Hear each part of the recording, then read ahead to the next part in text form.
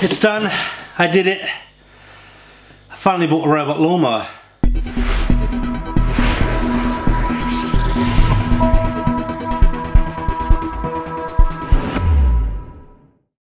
Okay, so I've been thinking about getting an electric robot lawnmower for a while now, but all good gadgets, they are not cheap.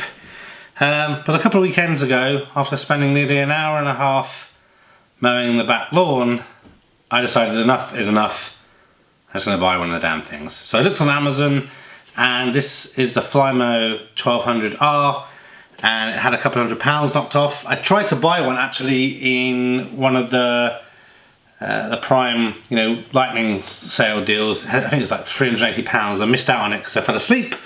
But I just thought, sod it, let's get it. I did lots of research before buying this. There are quite a lot of robot lawnmowers on the market, but not really a lot written about them, or even video reviews really, other than from the manufacturers. But one of the reasons I decided to go for this Flymo, aside from the price, if I just touch on that briefly, I paid £600. I had some Amazon vouchers as well, which made it a little bit more affordable. But yeah, I was deciding whether to get the Flymo 1200R. I think it was the Husqvarna 105. The Husqvarna was a lot more expensive. I think it was £1,000. But the reason I actually went for the Flymo is I believe actually that Husqvarna make this.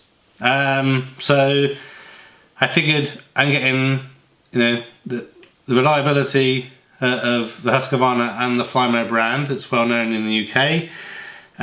So all in all, things should be pretty good. So in this video, we're just going to briefly talk about what do you get in the box. Hopefully do a time lapse of the install, and then a quick, hopefully, of it mowing around.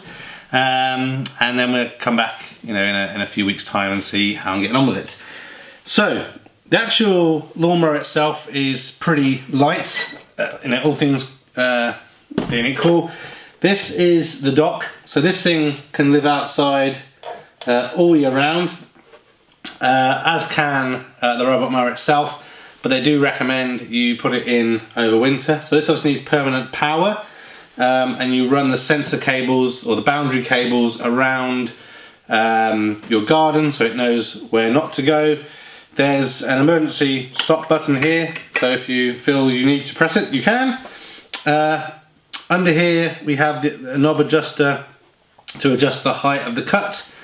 We also have the menu controls. You can also protect it with a PIN number, so if someone steals it, they can't use it. It's only a four-digit PIN, so not that hard though.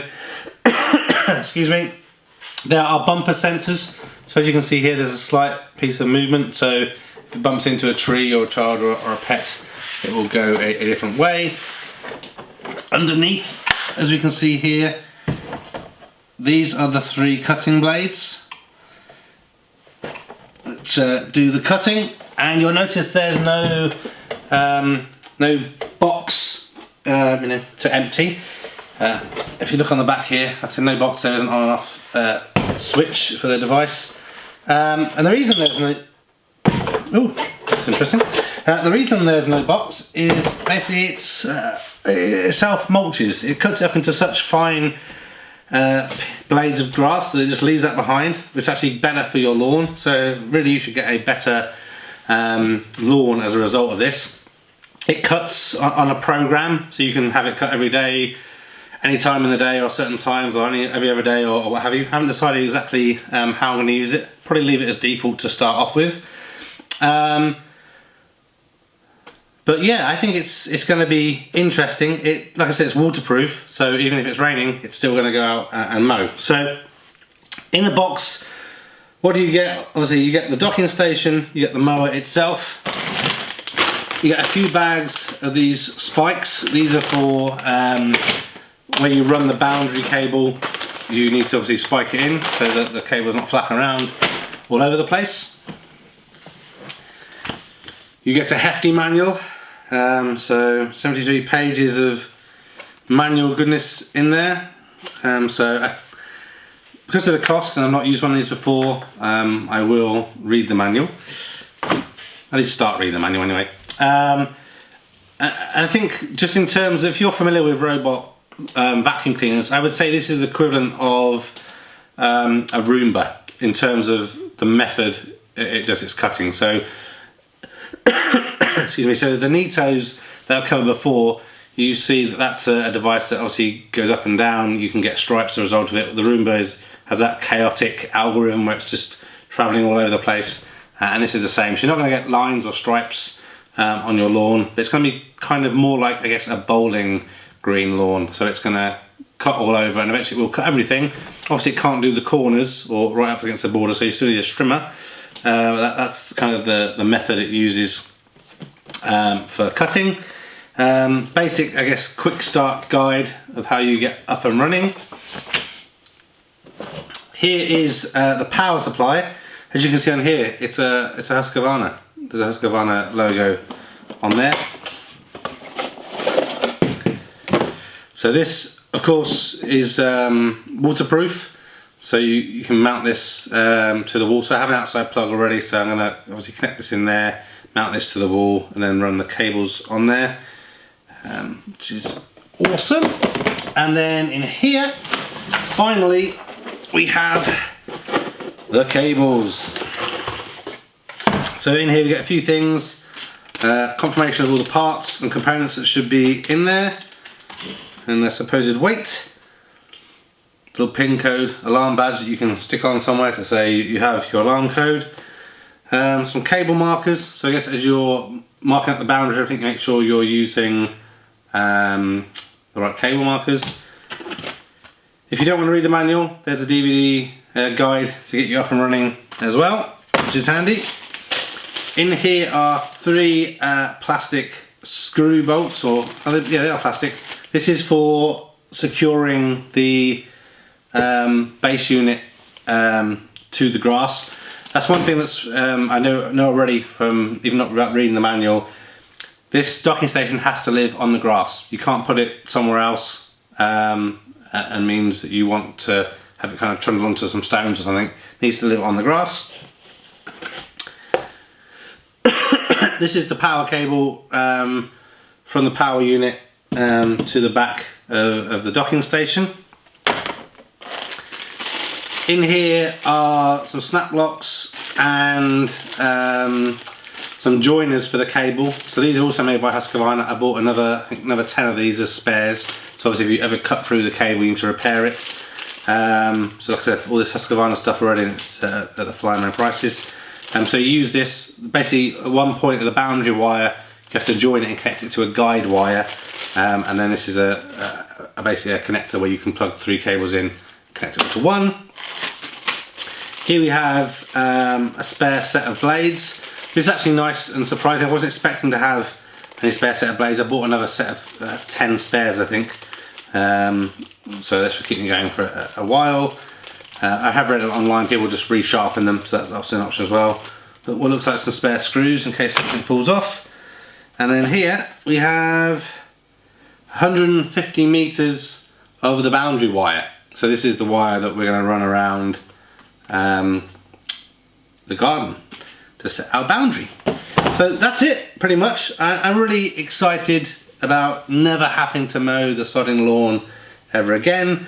I have a relatively cheap Qualcast 18 volt electric trimmer that I can do the corners with. So yeah, let's wait until tomorrow when the sun is out again. Let's lay the boundary wire. Excuse the pictures, well the videos of the garden, it's still a bit of a work in progress. But I got all the boundaries set up that I needed to, so I could get this thing positioned and wired in. Let's cut to the time lapse.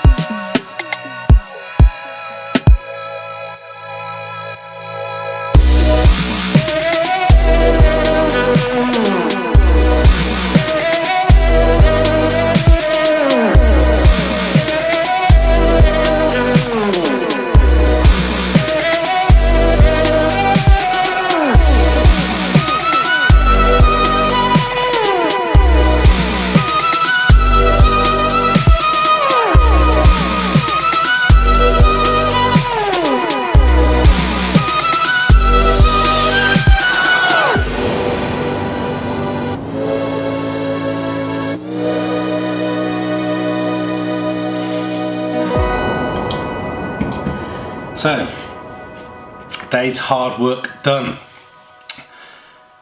So, laying the boundary wire was pretty simple, didn't really take that long. As you can see, I had some little bit of help, which was a semi-hindrance as well, but we got there in the end. So majority of the garden, I either have a wall or decking or some boundary that I already have. So basically it's used the 30 centimetre marks to go pretty much all the way around. And there's a couple of little bits where I have some patio, so I've used the 5 centimetre boundary wire there. But all in all, relatively easy. Didn't take that long. So just smack the pegs in, as you can see, get everything set up. Super easy. The one bit that was a bit tricky for me is what they call the guide wire. So ideally, you want to have 1.5 meters either side of the docking station, and around 1 meter to 2 meters in front that's just straight. I haven't followed the instructions, so I've gone for a dock mounting kind of right in the corner, just because it's more aesthetically pleasing. And so far it does seem to work. It does dock fine, so I don't have any mega issues there. But coming straight out of where the dock is, just over 1 meter away, is a tree. So I kind of went round that a little bit, but I've noticed when it's coming out and it follows that guide wire, it isn't having the intelligence to go around the tree. So I have literally just made some changes to that guide wire in the dark, and to hope that it will go around it, so we'll see how it goes tomorrow. But apart from that, it's done really well today. So it's been, I think it mowed for around 4 hours altogether. It did stop after an hour to dock, so I changed the height from a 5 to a 4 cut, and the 4 cut is actually doing a lot better. So now I'll slowly reduce it over the weeks to improve the level of cut, but also make sure it's not getting caught in any of the wires. Then I can hammer in some more bolts if needed.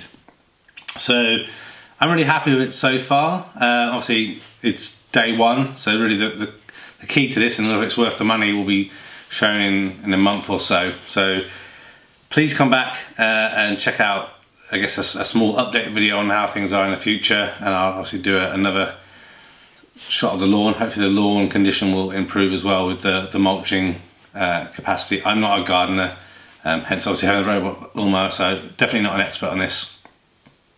But I'll leave you just with some short video of the mower in action.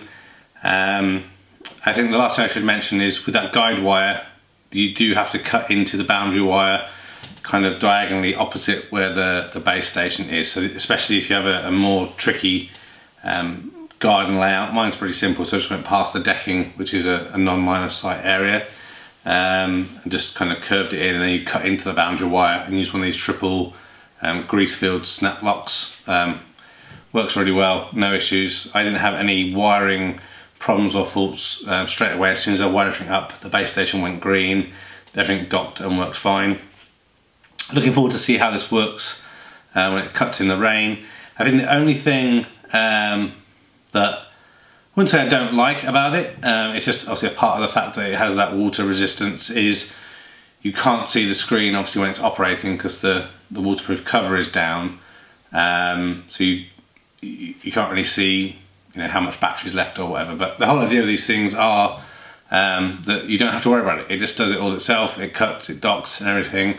And despite the fact that I spent a large majority of the day watching it go round, yeah, I'm really happy with it. So right now I'm happy with the spend. The cut that's done today has been pretty good overall, good starting point. Obviously we'll tweak the boundary wires in the future, see how they go. But yeah, come back, obviously look at other videos, but come back in a month or two when we touch back on the Flymo 1200R and see how it's getting on. So here's to no more lawn mowing in my near future, just a little bit of trimming on the borders.